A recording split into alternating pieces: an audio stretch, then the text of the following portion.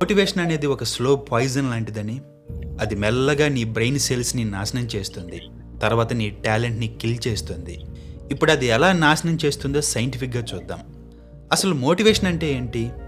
మనల్ని డ్రైవ్ చేసేదాన్ని, మనకి ఎగ్జైట్మెంట్ ఇచ్చేదాన్ని, మన ఇన్సైడ్ ఒక ఫైర్ని రగిలించేదాన్ని మోటివేషన్ అంటాం. బట్ అది మోటివేషన్ కాదు, కేవలం పదాలు మాత్రమే. మోటివేషన్ యొక్క అసలైన మీనింగ్ ఏంటంటే, ఒక రివార్డ్ని పొందడానికి మన బ్రెయిన్ ఇచ్చే టెంపరీ కెమికల్ పర్మిషన్. సింపుల్గా చెప్పాలంటే, మనిషి మెదడెప్పుడు ఇలా అడుగుతుంది, ఈ పని చేస్తే నాకేమొస్తుంది? అది డబ్బు కావచ్చు, రెస్పెక్ట్ కావచ్చు, లవ్ కావచ్చు, లేదా కేవలం డోపమైన్ కోసం కావచ్చు. బట్ ఇక్కడే అసలైన ప్రమాదం మొదలవుతుంది. ఆ ప్రమాదం ఏంటో తెలుసుకోబోయే ముందు అసలు మోటివేషన్ మనిషి బుర్రలో ఎందుకు పుట్టిందో తెలుసుకోవాలి. మోటివేషన్ అనేది మోడర్న్ ఇన్వెన్షన్ కాదు. అది యూట్యూబ్ యోగులు అరిచి గీపెట్టి సృష్టించిన ఒక గావు కేక కూడా కాదు. అది ప్రిమిటివ్ హ్యూమన్లోనే పుట్టింది. జస్ట్ ఇమాజిన్, వేల సంవత్సరాల క్రితం ఒక మనిషి చీకట్లో, అడవిలో, ఆకలితో, భయంతో నిలబడ్డాడు. ఇప్పుడు అతనికి రెండు దారులున్నాయి. ఒకటి, ముందుకు మూవ్ అవ్వాలి, లేదా అక్కడే ఉండిపోవాలి. కదిలితే ఫుడ్ దొరకవచ్చు, లేదా ప్రాణం పోవచ్చు. బట్ కదలకపోతే ఖచ్చితంగా ప్రాణం పోతుంది. అప్పుడు బ్రెయిన్ ఒక ట్రిక్ ప్లే చేసింది. కదిలితే బాగుంటుంది అనే ఫీల్ ఇచ్చింది. That was motivation.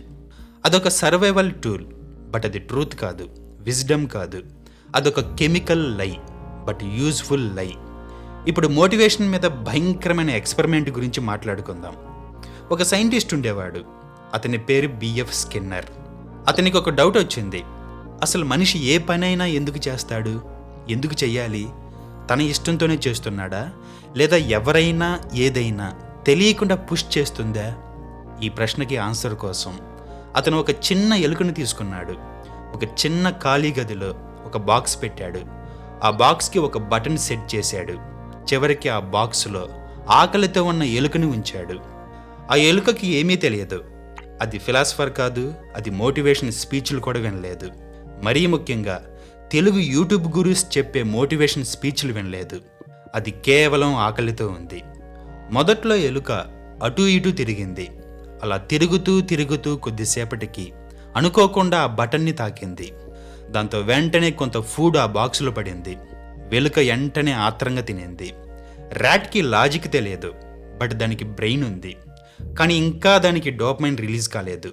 బట్ ఒక స్పార్క్ పుట్టింది.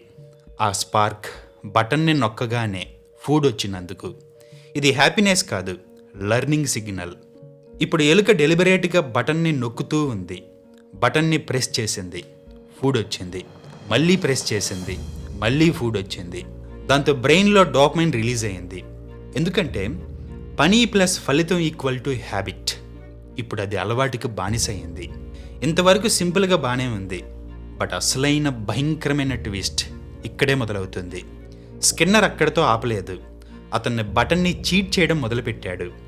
ఎలుక బటన్ నొక్కితే సమ్ టైమ్స్ ఫుడ్ వచ్చేలా, సమ్ టైమ్స్ ఫుడ్ రాకుండా సెట్ చేశాడు. దాంతో ఎలుక కన్ఫ్యూజ్ అయ్యింది. కానీ ఏం జరిగిందో తెలుసా?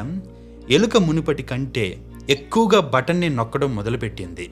ఫుడ్ సర్టైనిటీ తగ్గిన ప్రయత్నం పెరిగింది. ఎందుకంటే బ్రెయిన్ ఎలా అనుకుంది, ఈసారి ఫుడ్ రాకపోయినా నెక్స్ట్ టైం రావచ్చు అనుకుంది. ఇదే డోపమైన్ యొక్క అసలు స్వభావం. మనం అనుకుంటున్నట్టు డోపమైన్ అంటే రివార్డ్ కాదు, డోపమైన్ అంటే ఛాన్స్. బట్ ఛాన్స్ ఎక్కడైతే ఉంటుందో అక్కడ బ్రెయిన్ అడిక్ట్ అవుతుంది. అందుకే క్యాసినో, లాటరీ, పేకాట, సక్సెస్, రివార్డ్ ఇవన్నీ ఛాన్స్తో ముడిపడి ఉన్నవే. అందుకే మనం వాటికి అడిక్ట్ అవుతాం. సో ఇప్పుడు ఆ ఎలుక ఎవరు? నువ్వేరా బాబు. If you want a health checkup for 2 people for just rupees 499, then was దేవుడా, దెయ్యమా? న్యూరో సైన్స్ ఖచ్చితంగా దెయ్యమే అంటుంది. ఎందుకంటే డోపమైన్ అనేది ఆనందం కాదు, డోపమైన్ అనేది యాంటిసిపేషన్. అంటే ఇంకొంచెం ముందుకు వెళ్తే బాగుంటుంది అని అనిపించడం. బట్ ఆ బాగుంటుంది అనే ఫీలింగ్ రివార్డు వచ్చినప్పుడు కాదు, రివార్డు రావచ్చు అని అనిపించినప్పుడు వస్తుంది. అందుకే మీరు మోటివేషన్ వీడియోస్ చూస్తారు, బట్ పని చేయలేరు. ఎందుకంటే బ్రెయిన్కి చూడడం రివార్డ్, బట్ పని చేయడం pain. So my dear non thinkers, listen carefully. ఒకప్పుడు మనిషి మెదడు చాలా నిశ్శబ్దంగా ఉండేది. అది గోల్స్ గురించి ఆలోచించేది కాదు, దానికి ప్రొడక్టివిటీ గురించి తెలియదు.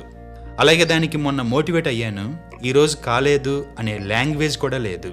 అది కేవలం ఒకే ప్రశ్న అడిగింది, ఈరోజు బ్రతికేనా లేదా? ఈ ప్రశ్నకు ఆన్సర్ వెతుకుతూనే మనిషి బ్రెయిన్లో ఒక చిన్న కెమికల్ పుట్టింది. దాని పేరే డోపమైన్. బట్ ఆ డోపమైన్ హ్యాపీనెస్ కోసం కాదు, అది జీవితాన్ని కంటిన్యూ చేయడానికి.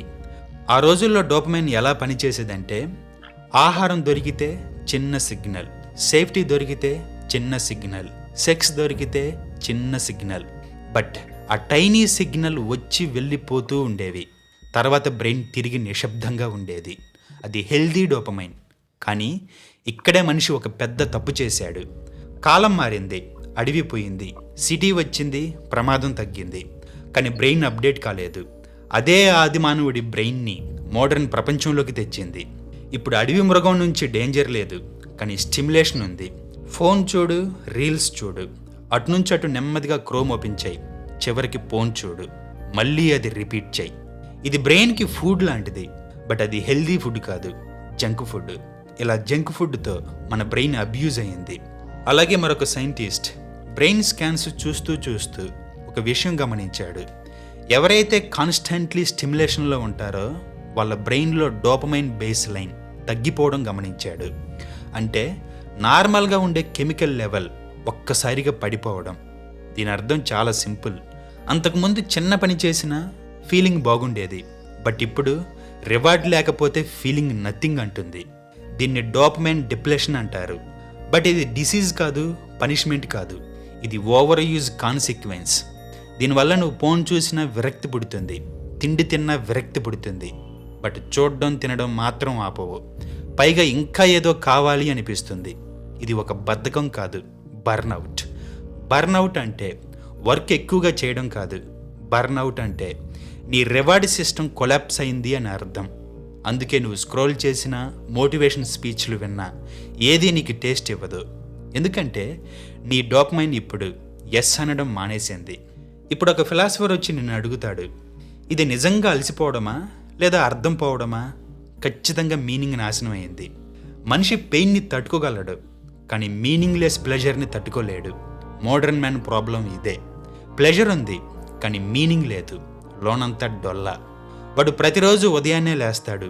వాడి పనేంటో వాడికి తెలుసు, వాడికి ఏం చేయాలో తెలుసు, కానీ చేయలేడు. దాంతో తనని తానే దోషిగా చూసుకుంటాడు.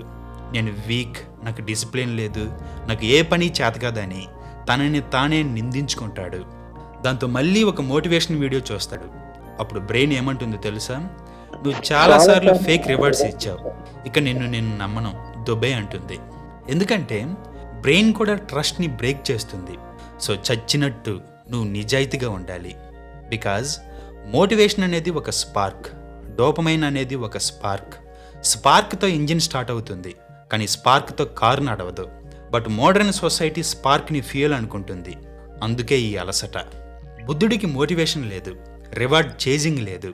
అతని బ్రెయిన్ బోర్డంలో కూర్చుంటుంది, సైలెన్స్లో శ్వాస తీసుకుంటుంది. దాంతో స్లోలీ డోపమైన్ రీసెట్ అవుతుంది.